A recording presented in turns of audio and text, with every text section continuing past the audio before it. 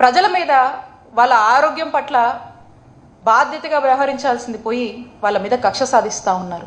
కాబట్టి మేము ఒకటే చెప్తా ఉన్నాము, ముందు నుంచి కూడా మా స్టాండ్ ఇదే, మా నాయకుడు జగన్మోహన్ రెడ్డి గారి స్టాండ్ ఇదే.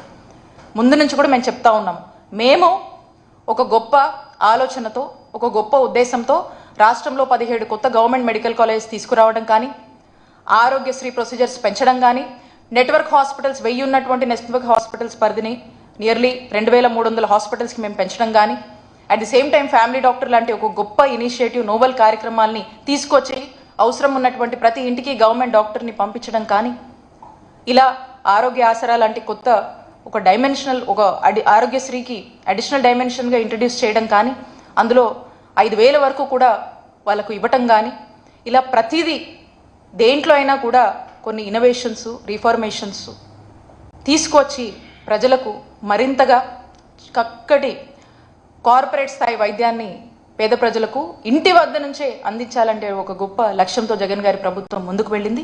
ఆ దిశగానే మేము వెళ్తున్నాం. కాబట్టి మిమ్మల్ని ఒకటే డిమాండ్ చేస్తూ ఉన్నాము, we are against, YSR Congress party is against this privatisation. ఏదైతే ఈ మెడికల్ కాలేజెస్ని ఫేజ్డ్ మేనర్గా మీరు ప్రైవేటైజేషన్, ప్రైవేట్ వాళ్ళ చేతులకు అప్పజెప్పాలనుకుంటున్నారో, వాళ్ళకు ఒక రకంగా మీరు అమ్ముకుంటున్నారో, దీనికి మేము అగెయిన్స్ట్గా ఉన్నాము. ఖచ్చితంగా రేపు వైఎస్ఆర్ కాంగ్రెస్ పార్టీ అధికారంలోకి వచ్చాక ఖచ్చితంగా మా నాయకుడు జగన్మోహన్ రెడ్డి గారు ఈ మెడికల్ కాలేజెస్, ఈ యొక్క ప్రైవేటైజేషన్ విషయంలో దీన్ని రివ్యూ చేస్తారు. దీన్ని ఖచ్చితంగా రివ్యూ చేసి దానికి తగినటువంటి డెసిషన్స్ తీసుకుంటారు అని చెప్పి తెలియజేస్తున్నాను.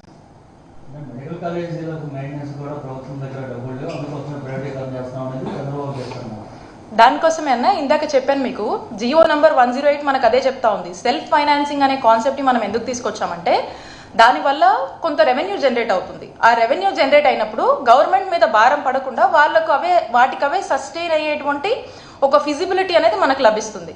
అప్పుడు మనం ఎవరి మీద కూడా డిపెండ్ అవ్వాల్సినటువంటి అవసరం ఉండదు. సాఫీగా దాని యొక్క రన్నింగ్ అనేది జరిగిపోతూ ఉంటుంది, దాని యొక్క ఎగ్జిక్యూషన్ అనేది జరిగిపోతూ ఉంటుంది. కాబట్టే మనం తీసుకొచ్చాం. సో వీళ్ళు ఏమన్నారు, మేము వచ్చాక 100 రోజులైనా రద్దు చేస్తాం, ఇది కరెక్ట్ కాదని మాట్లాడారు. మరి అయ్యన్నా చేయాలి కదా, అదన్నా చేసి ప్రజలకు డాక్టర్ చదువులు చదివేటువంటి ఆ విద్యార్థులకు ఎక్కడ కూడా ఇబ్బంది లేకుండా జరిపించాలి కదా. ఇవేమీ కాకుండా ప్రైవేటైజేషన్ అమ్ముకోవాలి, కారు చౌక్ కొట్టేయాలి, వాళ్ళకు దారాదత్తం చేయాలి, ప్రైవేటైజేషన్ చేయాలి, వాళ్ళకు ప్రైవేట్ వాళ్ళకు అమ్ముకోవాలి, ఇదే ఈ యొక్క ఉద్దేశంతోనే వీళ్ళు ముందుకు వెళ్తున్నారు. ఎస్, ఏజెన్సీ ప్రాంతాల్లో డోరీతో ప్రసవాలు జరుగుతున్నటువంటి ఘటనలు అంతకుముందు మొబైల్ ద్వారా అంబులెన్స్ కూడా పంపించేటువంటి సిచ్యువేషన్, కానీ ఇప్పుడు మళ్ళీ అదే సిచ్యువేషన్ కొనసాగుతుంది. నిన్న కూడా డోరీ ద్వారా బాలిక ప్రసవించినటువంటి సిచ్యువేషన్. ఎగ్జాక్ట్లీ అన్న.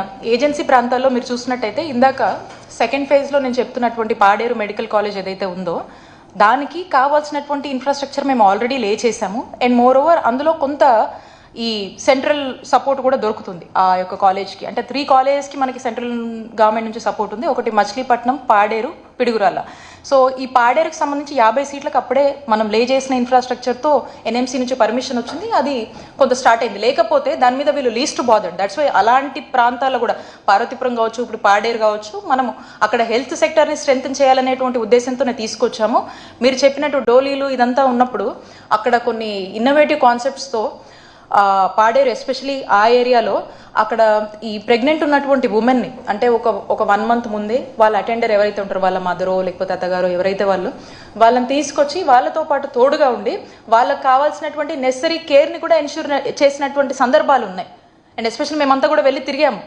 సో కాబట్టి అలా మేము ఎన్ష్యూర్ చేసి మేము అన్ని విధాలుగా కూడా వాళ్ళని ఆదుకున్నాము. అండ్ ఇలాంటి సిచ్యువేషన్స్ వస్తాయని ఎస్పెషల్లీ 20 అంబులెన్సెస్ ఈ ట్రైబల్ ఏరియాకి స్పెషల్గా మేము అలొకేట్ చేయడం కూడా జరిగింది. స్పెసిఫిక్గా దీనికోసమే కొన్ని అలొకేట్ చేసాం. So the best of our ability Jagananna ప్రభుత్వం చేసింది. అండ్ వీ హోప్ అది అట్లీస్ట్ కంటిన్యూ అయినా బాగుండు. బట్ అది లేదు, ఇది లేదు, కొత్త ఆలోచనలు లేవు. That's where we are feeling saddened about this. That's why we are questioning this government. Yeah, yes, yeah, thank you all. Thank you.